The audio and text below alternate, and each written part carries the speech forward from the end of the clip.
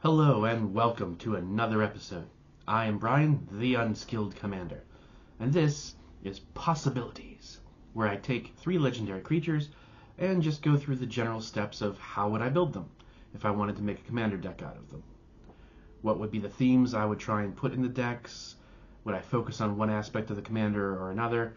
Are the commanders even worth building around? But today is going to be a special one because this is the top 3 commanders as listed on EDH Rec over the last 2 years. So they're clearly really good commanders, really powerful, and they've been built a billion times. However, I haven't done any research on them because they are the Dragon, Laal, Blade of the Elves, and Isan 2 Heavens is 1. I've played against the Dragon a couple times in different friends playing them and different people, but the other 2 I've never played against. So I have no real knowledge of what people normally put in these decks. I'm sure there's a giant list of staples that it's pretty much every Dragon deck has this card or these cards, and same with Laal and Isan, because they're just so popular, they're going to have a ton of overlap. And one of the nice things about EDH Rec, which this is not any kind of sponsorship or anything, I just like the site, it helps you find cards that synergize well with the commander or other cards that are in the deck. You pick a commander or a card even, and it shows you what can be used with it. So it's a great way to, if you're not sure, or hey, I built this deck, but how would I upgrade it? What are some cards I should look for? You do that and you get some ideas. You don't have to copy verbatim someone else's deck. You can just get some ideas off of the websites like that. I thought it would be interesting for me to try and take a crack at the top 3 decks, thinking that there were going to be these complex, really impressive commanders that I've never heard of, or just incredibly tricky abilities on them and things to do, and it's well, actually they're all very simple and pretty straightforward. Whenever I try to talk to people about building good decks or easy decks to get started, things like goblins, elf ball, big green stompy, sometimes they can get convoluted with all the triggers going and stuff like that, but for the most part they're very simple decks to build and run. And surprisingly, these top 3 decks are pretty much the same. They're very simple to build because when I looked them over, it's pretty straightforward as to what you would put in them. But let's try and take a gander and see if my way is any different than everybody else's. First up, we have the Dragon, everyone's favorite 5-color dragon commander. And for good reason. The Dragon is a 10/10 that costs 9 mana, 1 of each color plus an additional 4. So that's an extremely heavy commander cost. However, it has Eminence. So as long as the Dragon is in the command zone or on the battlefield, other dragon spells you cast cost 1 less to cast. So you almost don't even have to play the card. Obviously, you do because of his second ability, but Eminence alone just means anything with Eminence is... I've always felt they were a little broken because it's they don't even have to be played. You get the right commander or the right deck around it, and you literally just use the Eminence trigger from the command zone and get what you need, where everyone else has to spend mana and cast their commander. But regardless, the Dragon is also flying, so a flying 10/10 is pretty solid, especially when you're just doing commander damage. But the last portion is what everyone loves. Whenever 1 or more dragons you control attack, draw that many cards, then you may put a permanent card from your hand onto the battlefield. Now, it seems like a bunch of stuff, but really it's pretty straightforward, and at least for me, I see it as being you just want dragons. And again, I have played against some dragons, so that's kind of how they went. I see 3 main components: draw, dragons, and ramp. Because it's all 5 colors, you're going to need to ramp as best you can. And when I say ramp, I mean all things that allow you to get extra mana available. So not just ramp spells like Rampant Growth and Cultivate, but mana rocks like Soul Ring, Thran Dynamo, mana dorks like Land of War Elves or Land of War Visionary or whatever. All that I count as ramp. So I would dump 20 cards of ramp into this deck so that you're able to get the Dragon out as quickly as possible. Also, you're going to want a ton of draw because you're going to want your hand constantly filled with permanents to utilize the Dragon's second ability. So whenever you attack with 1 or more, so it only happens once per turn. If you attack with 1 creature or if you attack with 30 creatures, it doesn't matter. They have to be a dragon at least, but it's only going to trigger once. So you get to put a permanent from your hand onto the battlefield. But obviously it's going to be a dragon. The dragons should all have really good abilities. Yes, of course, you can put a 4/4 dragon for 5 on the battlefield that flies, and that's it. And still, 4/4 flyer is great, and Since they're all going to be dragons, they're probably all going to be flying. That'll be enough, but not really. You want dragons that give you some sort of buff, that have some sort of attack trigger specifically, so that when you attack, other dragons get a buff, or when you attack, put a 3/3 dragon token on the battlefield tapped and attacking, and get rid of it at the end of the turn. Whatever, all that kind of stuff. Gain a life, do direct damage, anything you can muster onto those dragons. And having the ramp will allow you to play a bunch of them quickly, so that you're getting more damage in the air at your opponents. But also, having that draw is important because you want your hand filled with dragon cards so that every time they attack, you can play at least one more dragon. The additional things that I would probably try and put in there, obviously, are going to be extra combat steps and damage doublers. You got red, might as well go for it. Because the Ur Dragon's ability triggers on attacking, so you only get one permanent on the battlefield per attack round. Yes, it's probably going to be a big scary dragon, or expensive one, 6 drops, 7 drops, you don't have to worry about spending the mana. But even so, it's one. Get some extra combat steps in there. Now on your turn, you're dropping 2 or 3 extra dragons, and if they have haste, and some dragons give other dragons haste, so you're able to attack with more damage on the second or third combat step of your turn. And of course, get just 1 or 2 damage doublers, really just one, onto the field with your 4/4, 5/5, 6/6 flying dragons and an extra combat step. You're pretty much wiping out one person in a single turn. You take out the biggest threat after you, and now you're pretty much clear sailing. So it'd probably be something along the lines of like 20 draw spells, 20 ramp spells, 10 to 15 spells that are extra combat and or damage doublers, and then the rest would just be dragons, especially utility dragons. Anything that would help you buff the dragons specifically or get them out faster. So if you could toss in like a Urza's Incubator and declare dragons, now they all cost 2 less. And the Ur Dragon itself will always make them cost 1 less, so now they're 3 less. You're able to drop a ton of them quickly. But that's basically how I would do it. It sounds fun, and I've seen it in action, and of course it's very dangerous. But I've also seen people play it and, sit on bad mana because it is 5 colors. You get the wrong colors, you don't get enough mana. It's a scary deck, but it doesn't automatically mean the super win. But that's how I would go about building that one. Next up, we have Laal, Blade of the Elves. A 4-drop, 2/3 with Menace, which isn't too bad. Whenever Laal, Blade of the Elves deals combat damage to a player, create that many 1/1 green elf warrior creature tokens. The big money is when you tap 10 untapped elves you control, each opponent loses 10 life and you gain 10 life. And that's where the deck can go crazy. Again, super straightforward, especially if you know a little bit about Magic and the deck famously known Elf Ball. That's all you gotta do. Again, it's green, so I would put a ton of ramp, a ton of draw, and then every low-cost elf I could find.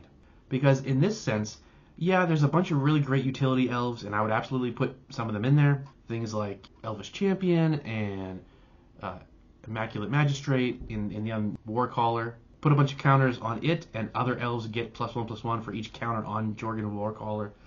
That's sort of like a mini, it's not a combo per se, but it's a combination of cards that actually work together really well. So yeah, I would put those in there, but I would try and find every 1- and 2-drop elf possible within those colors and just put them in, because the idea is ramp crazy big, fast, always be drawing cards so that your hand's always got 3 or 4 cards in it, and every turn you drop 1, 2, 3 elves onto the battlefield. A couple turns in, you're able to tap all your elves before even going to combat. Just tap them all and do 30 damage across the board. Well, 30 damage for the game, 10 to each of your opponents, and you gain 10 life. And if you're able to do it quickly enough, you can tap 10 to do the direct damage and still attack with some actual elves that maybe are beefed up. I'm not even sure if I would really worry about combat damage, though. I would focus on just getting the elves out to just tap them all and deal 10. Now, you have to tap her to do it, so you can't do it more than once at a turn unless you have stuff that's allowing you to untap a target creature, which would then take cards away from the other important aspects. If you can get the ramp and the elf ramp, as it were, out fast enough, by turn 5, you probably have already damaged everybody 30 life. And unless someone's gaining life somehow, you got one more turn and you're going to just wipe the board and you're going to win. Depending on the elf types you want to play, I could also see definitely putting the doublers in, so doubling season, parallel lives, and focus on making elf tokens, because there are ways to make a lot of elf tokens, and perhaps that's a faster way to make the 10 necessary as opposed to actually playing 1 and 2 drops. So it's more about getting those token creating elves out and doubling season and or parallel lives and primal vigor, whatever, so that when you make a token you're actually making 2 or 3 or 4. I tried an elf deck once and it didn't do as crazy good as everyone else's elf deck did. Surprise, surprise, I am the unskilled commander. I don't know the exact way to do it with the tokens, so I would just stick to literal elves, and that's really it. That's how I would build it. And again, you would want utility elves, so of course the ones that tap for mana, so that you can bring out other elves faster, elves that gives buffs to other elves, etc. So you can go to combat and or block if you need to, but I would really focus just on having a little bit of defense and trying to simply get up to 10 elves as quickly as possible so that every turn I'm cracking everybody for 10 each and I gain 10 life. So again, these two so far haven't been really all that complicated. Now, I'm doing this at the bare bones level, my gut reaction. I'm sure there's ways to make them infinitely better than that simple construction idea, but that's the point of Possibilities, is how would I start the deck? How would I go about making it in general? It's not about the end product, it's about getting started, and then over time you upgrade it and make it faster and better. Finally, our third commander, and this is the one that's a little bit more tricky for me, because I definitely haven't really seen anything quite like it in terms of elves and dragons and everything. We have Isan 2 Heavens as 1. A 3-drop commander that's a 3/4, which is pretty good, and it says, if a creature attacking causes a triggered ability of a permanent you control to trigger, that ability triggers an additional time. Now, this is the first one that does not have green in it, so we can't do the ramp as easy. I, of course, would probably focus on Mana Rock ramp. However, I wouldn't focus too heavily on the ramp. The other two decks, I would definitely put 15 to 20 cards of ramp-style cards in them. With Isan, your standard Soul Ring, Thran Dynamo, Arcane Signet, Ponder's Ornament, that's probably it. 4, 5, 6 Mana Rocks, and I wouldn't worry about anything else.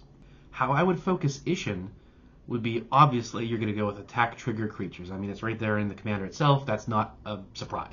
But I would definitely go with black, red, and white, every kind of attack trigger one you can find that makes sense, and that does a good amount of damage, or has impact, rather.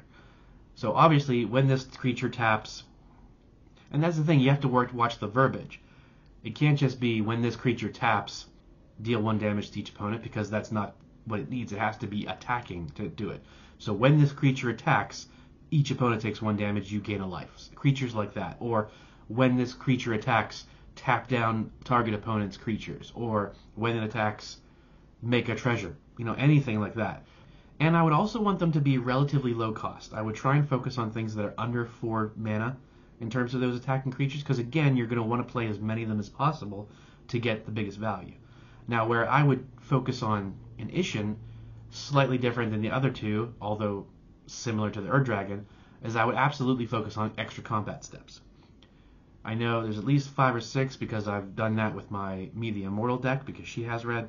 You put extra combat triggers in there because it's on the attack trigger.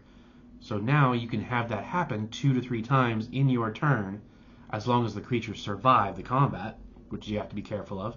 And I would also try and focus on finding cards that also copy triggered abilities. So things like Roaming Throne that just came out recently, especially ones that are situational that you don't have to pay for. Basically, but of course you have to worry about with Roaming Throne, it copies a creature type. So if all the creatures that you have that have combat things are different creatures, it's not really going to help too much. But if the bulk of them are vampires or something like that, but you also have a bunch of goblins and a bunch of spirits or angels or something, pick whichever one you know the most is in the deck. But I would also try and find as many creatures and sorceries or enchantments. Say when a creature's ability is triggered, it triggers a second time.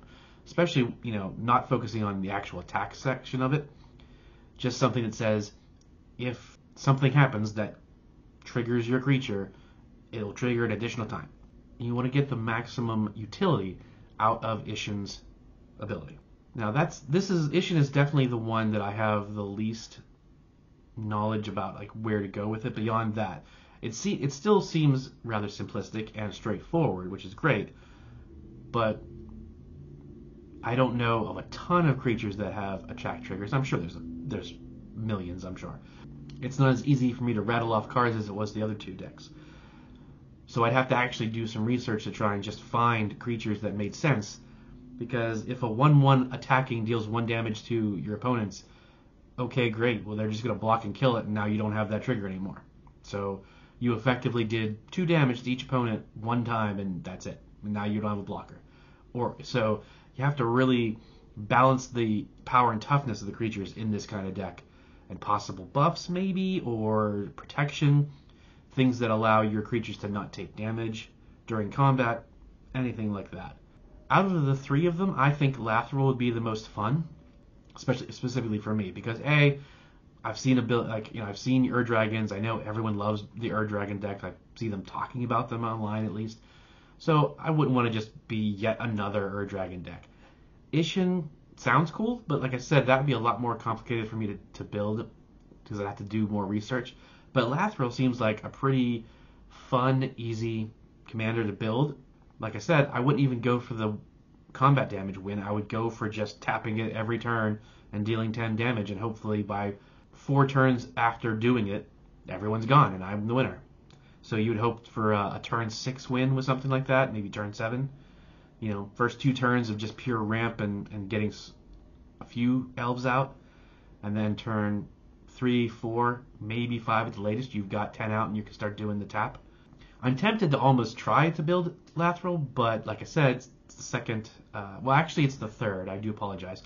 All 3 of these are 1 spot back because Atraxa was the first spot, but I already have an Atraxa deck, so I wasn't going to try and review that because that doesn't make any sense because I have it. I know, ways to build it.